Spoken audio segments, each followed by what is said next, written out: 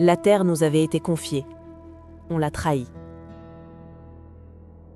Il y a un mot dans la Bible que personne ne prononce jamais. Un mot hébreu, 8 lettres, 3 syllabes.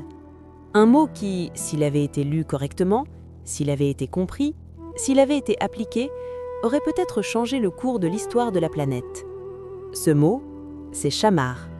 Et si tu n'en as jamais entendu parler, c'est exactement le problème. Parce que Shamar est au cœur du premier commandement que Dieu donne à l'être humain. Avant les 10 commandements, avant Moïse, avant le déluge, dans les toutes premières pages de la Genèse, au moment précis où tout commence.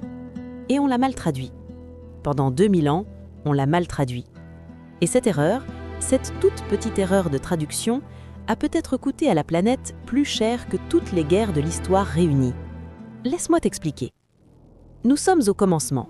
Dieu vient de créer le ciel et la terre, les océans, les forêts, les animaux, les oiseaux, les poissons. Il vient de créer l'être humain et il lui confie quelque chose.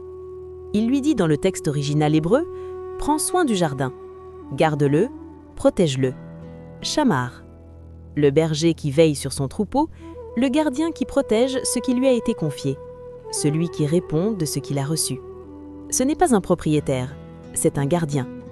Mais quelque part dans l'histoire des traductions, quelque part entre le texte original et les versions qui ont façonné la civilisation occidentale, ce mot a glissé. Il est devenu dominer, subjuguer, soumettre. Et le monde a suivi cette traduction. Si tu domines, tu exploites. Si tu es gardien, tu protèges. Ce n'est pas la même civilisation. Ce n'est pas le même rapport à la forêt, à la rivière, à l'animal, à la terre. Ce n'est pas le même futur. Voilà ce qu'une traduction peut faire. Mais ce n'est pas tout. Parce que la Bible ne s'arrête pas à ce mot. Elle va beaucoup plus loin. Et ce qu'elle dit ensuite est d'une modernité qui devrait nous couper le souffle. Dans le livre du Lévitique, Dieu instaure quelque chose de radical. Tous les 7 ans, les champs doivent se reposer. Pas parce que les agriculteurs sont fatigués, parce que la terre est fatiguée. Parce que la terre a besoin de récupérer. Parce que la terre a des droits. On appelle ça le jubilé de la terre. Et c'est peut-être le premier texte environnemental de l'histoire humaine. La rotation des cultures, le repos des sols, la préservation de la biodiversité. Des concepts que l'agronomie moderne a mis des siècles à redécouvrir et qui étaient déjà là, écrits noir sur blanc, il y a 3000 ans. Dans le Deutéronome, il y a une loi encore plus troublante. Quand tu assièges une ville, tu peux détruire beaucoup de choses, mais tu ne peux pas couper les arbres fruitiers, même en temps de guerre, même si l'ennemi se cache derrière, parce que l'arbre n'est pas ton ennemi, parce que la nature n'est pas une ressource de guerre. Pense à ça une seconde, une loi de guerre qui protège les arbres, rédigée 3000 ans avant les accords de Paris. Et dans le livre des Proverbes, une phrase que personne ne cite jamais dans les débats écologiques, une phrase pourtant d'une clarté absolue.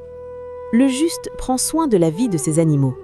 Pas le saint, pas le prophète, le juste, celui qui vit bien, c'est lui qui fait ce qui est bien. Prendre soin des animaux comme critère de justice. Tout était là, tout était écrit, et on a choisi de ne pas voir. Alors, comment en est-on arrivé là? Comment une civilisation qui se réclamait de ce texte a-t-elle pu construire des usines qui empoisonnent les rivières, des industries qui brûlent les forêts, des systèmes qui font disparaître 150 espèces vivantes chaque jour? 150 espèces, chaque jour, depuis des décennies. L'arche de Noé a sauvé 2 de chaque espèce. Nous en effaçons 150 par jour de la surface de la planète. Sans tempête, sans déluge, sans catastrophe venue d'en haut. Juste nous, notre façon de vivre, nos choix, notre trahison. Parce que c'est le mot qui convient, c'est le mot qu'utiliserait le texte biblique, trahison. Quand tu as reçu quelque chose en garde, quand tu as fait la promesse implicite de le protéger et que tu le détruis, tu trahis. Pas la planète, tu trahis celui qui te l'avait confié. Et c'est là que cette histoire devient vraiment vertigineuse, parce qu'on pourrait croire que c'est une critique religieuse, que c'est un sermon, que c'est une culpabilisation spirituelle réservée aux croyants. Mais regarde ce qui se passe aujourd'hui. Les scientifiques qui étudient le réchauffement climatique utilisent exactement le même vocabulaire que la Bible. Responsabilité, garde, héritage, transmission, devoir envers les générations futures. Le rapport du GIEC parle de notre responsabilité envers la planète dans des termes qui résonnent comme une obligation morale universelle, pas seulement scientifique, morale. Et les grands mouvements écologistes contemporains, même les plus laïques, même les plus athées, construisent leur discours sur une idée profondément biblique. Nous n'avons pas reçu la terre en héritage de nos parrains, nous l'avons empruntée à nos enfants. Emprunter, pas posséder, emprunter. Shamar. Le mot hébreu vieux de 3000 ans qui décrit exactement ce que les militants climatiques réclament aujourd'hui. Un rapport de garde, un rapport de responsabilité, un rapport qui implique qu'on devra rendre des comptes. Et il y a une figure dans tout ça que personne ne convoque jamais dans les débats sur le climat. Une figure pourtant évidente, une figure dont l'histoire est peut-être la plus urgente de toute la Bible pour notre époque. Noé. On parle souvent de l'arche comme d'une histoire de survie humaine.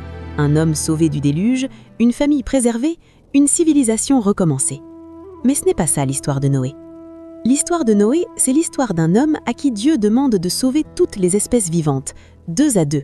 Chaque animal, chaque oiseau, chaque reptile, chaque insecte. La mission première de Noé n'était pas de sauver l'humanité, c'était de sauver la biodiversité. Et quand le déluge se retire, quand les eaux reculent, quand la terre réapparaît, Dieu ne fait pas d'alliance avec l'humanité seule. Il fait une alliance avec toute la création vivante, avec chaque être vivant de toute chair, les mots exacts du texte hébreu. Une alliance cosmique, un engagement divin envers chaque forme de vie sur cette planète. Et nous, aujourd'hui, nous rompons cette alliance une espèce à la fois. Alors voilà où nous en sommes, voilà la question que pose cette vidéo. Pas une question religieuse, pas une question politique, une question humaine, profonde, urgente. Si la Bible avait été lue correctement, si Shamar avait remplacé dominé dans toutes les traductions, dans toutes les chairs et dans toutes les civilisations qui ont grandi à son ombre, est-ce que nous serions en A? Est-ce que les forêts amazoniennes brûleraient encore? Est-ce que les glaciers fondraient à ce rythme? Est-ce que des millions d'enfants grandiraient dans un monde où les abeilles disparaissent, où les océans se réchauffent, où les saisons ne savent plus dans quel sens tourner? On ne peut pas refaire l'histoire, mais on peut relire le texte.